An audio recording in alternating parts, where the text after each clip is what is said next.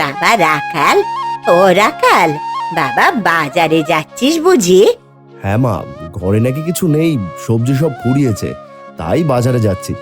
ও বাপ, আমার না তোর মাসির বাড়ি থাকতেই কাতলা মাছের ঝোল খেতে খুব ইচ্ছে হচ্ছিল রে, কিন্তু তোর মাসি তো আর আনতে পারেনি। তা তুই একটা কাতলা নিয়ে আসবি বাবা। আচ্ছা মা, ঠিক আছে, আমি নিয়ে আসবো। গীতা, আমি চললাম। তাড়াতাড়ি এসো, তুমি বাজার নিয়ে এলেই তবে আমি রান্না বসাবো। আজ সবজির দাম কম, তাজা তাজা সবজি নিয়ে যাও নিয়ে যাও। কি দাদা, কোনটা কত দামে ছাড়ছো? সবজি ভালো হবে তো? 2-3 দিন রেখে খাওয়া যাবে? আরে দাদা, দামের চিন্তা করো না, একদম ব্যাগ ভরে নিয়ে যাও, আর 2-3 দিন 7 দিন রেখেও খেতে পারবে, সব একদম তাজা। আচ্ছা দাও দেখি, সব সবজি অল্প অল্প করে দাও।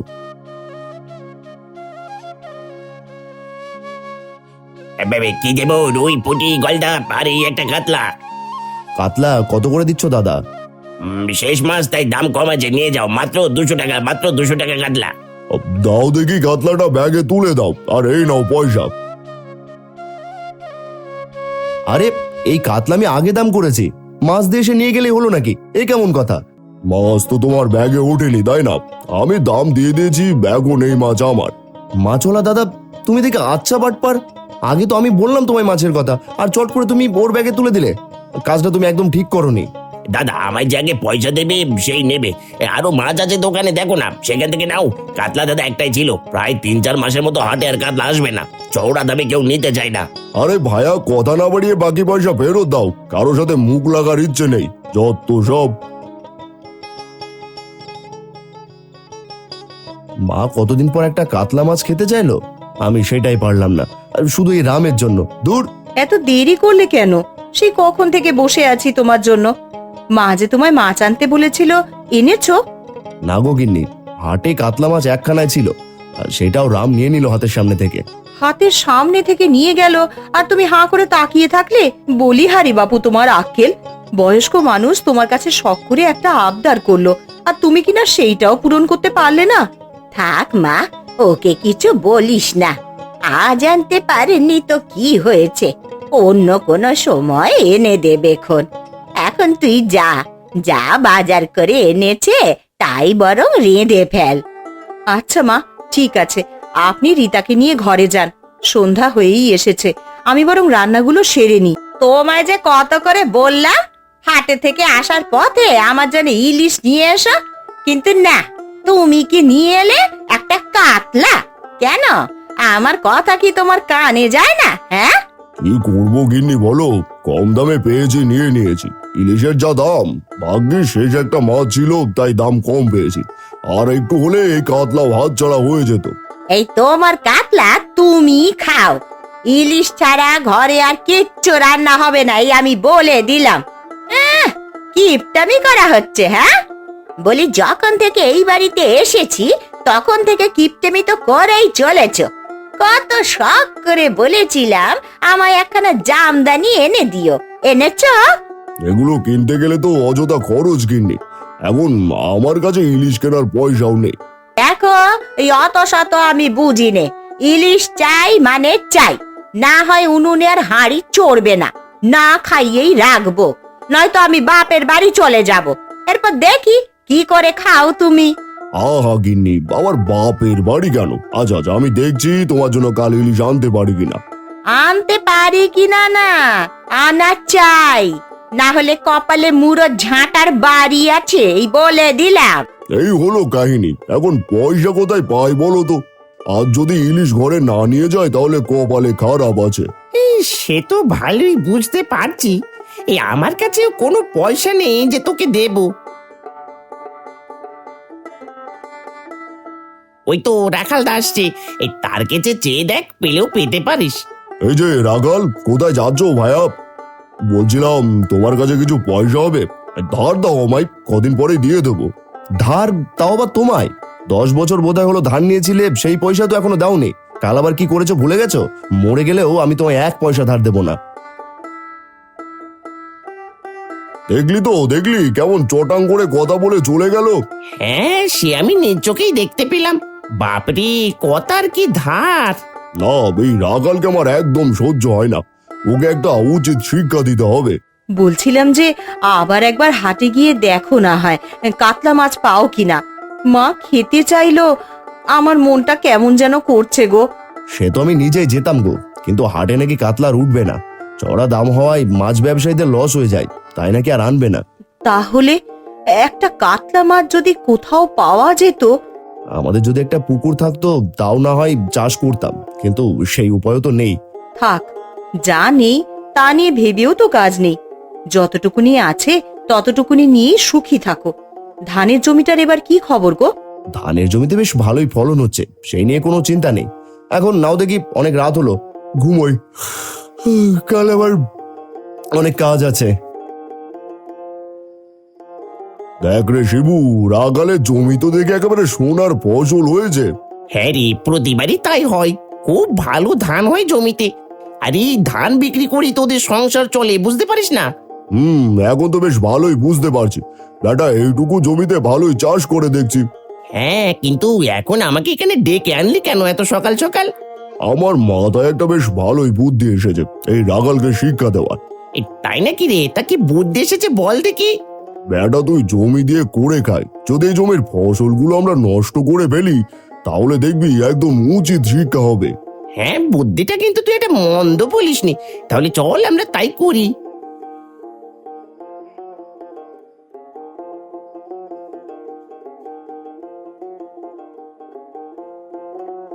হাই হাই হাই, এ আমার এত বড় অঘটনটা কে ঘটালো? তার কি এমন ক্ষতি করেছিলাম আমি? আমার শেষ সম্বল এই জমিটাই তো। কি সুন্দর সোনার ফসল হয়েছিল আমার জমিটায়। তার মনের মধ্যে এত হিংসা জাগলো আমার নিয়ে। কার মনের মধ্যে এত হিংসা জাগলো আমায় নিয়ে? এখন আমি কি করব? কি করে সংসার চালাবো? হে সৃষ্টিকর্তা, আমি কি দোষ করেছিলাম? কার পাকা ধানে মই দিয়েছিলাম? আমার এমনটা কে করলো? আরে কি অলক্ষণে কাণ্ড শিবু, দেখ বেচারা জমির সব ফসল নষ্ট হয়ে গেছে। কি করে হলো এসব? আমি জানি না, আর জমিতে এসে দেখি আমার সব ফসল নষ্ট হয়ে গেছে। আমার শেষ সম্বল ছিল ওটা, তাও শেষ করে দিল। লোকের উপকার করলে তোমার সাথে হয়তো ভালো কিছু হতো। এখন কি আর করবে বলো? যা হওয়া সে তো হয়েই গেছে। এখন এসব নিয়ে কান্নাকাটি করে আর কি বা করবে? হ্যাঁ শিবু ঠিকই বলেছে। কেঁদো না রাখাল ভাইয়া, কেঁদো না। এই শিবু চল। এর মানে এই কাজ এরাই করেছে, আমার উপর হিংসে করে করেছে এমনটা। তার উপর এই রামকে আজ আমি পয়সা ধার দেইনি, সেই ক্ষোভে আমার এত বড় ক্ষতিটা করেছে। আমি এখন কি করি? কাউকে তো কিছু বলতেও পারবো না, কারণ আমার কাছে না আছে কোনো প্রমাণ। কেউ আমার কথা বিশ্বাসও করবে না। হায় হায়, এ আমাদের কি অঘটন ঘটলো! এখন আমরা কি করব গো? কোন অভাগাদের চোখ পড়লো আমাদের জমিতে? কে এমনটা করলো? মা, ঠাকুমা, তোমরা কেঁদো না। দেখো, কোনো না কোনো একটা ব্যবস্থা ঠিক হয়ে যাবে। কি আর ব্যবস্থা হবে রে মা? যা ছিল সব তো শেষ হয়ে গেছে। পুরো জমির গাছগুলো উপড়ে ফেলেছে প্রায়। বাপ, তুই কাঁদিস না। সৃষ্টিকর্তা তো আছেন, তিনি নিশ্চয়ই সব দেখেন। কোনো না কোনো একটা উপায় ঠিক বের হবে বাবা। হ্যাঁ গো, মা একদম ঠিক বলেছেন। তুমি কোনো চিন্তা করো না। এসো তো, খেয়ে নাও। সারা দিন পেটে একটা দানাও পড়েনি। না গো গীতা, এখন আর গলা দিয়ে কোনো খাবার নামবে না। তোমরা বরং খেয়ে নাও। একদম উচিত শিক্ষা হয়েছে। এখন নিশ্চয়ই নাকের জল আর চোখের জল এক করছে।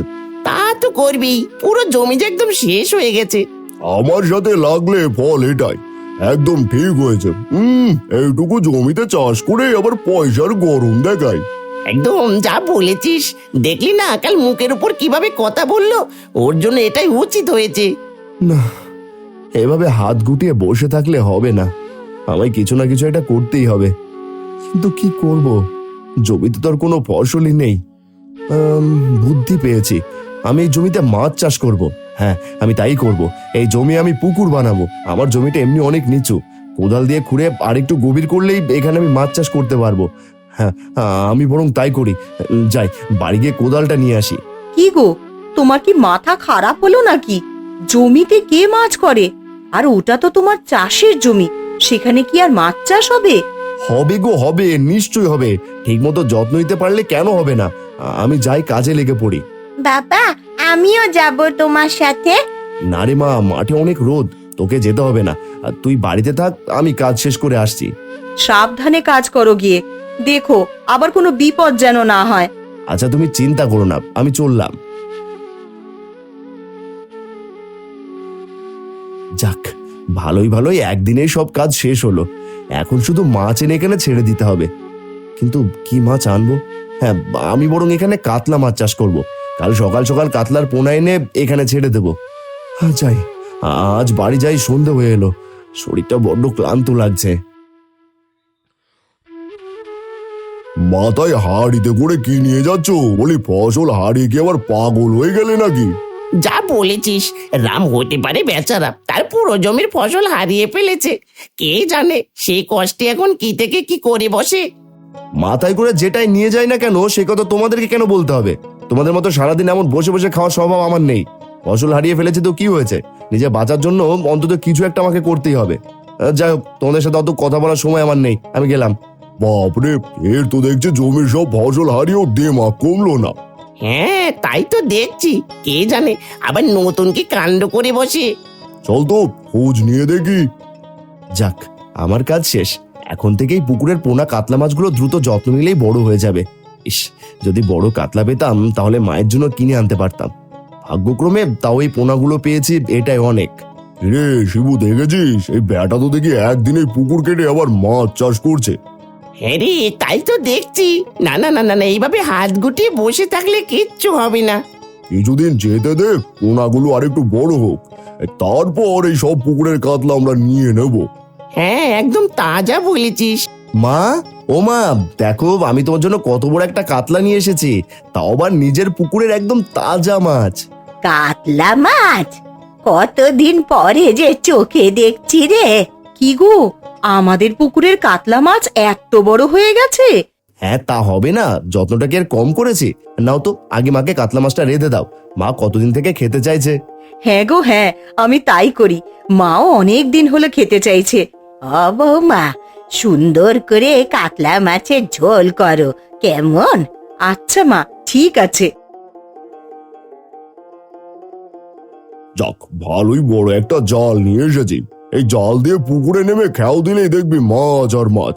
আরে তাহলে আমরা দেরি করছি কেন? চল চল পুকুরে নামি, চল।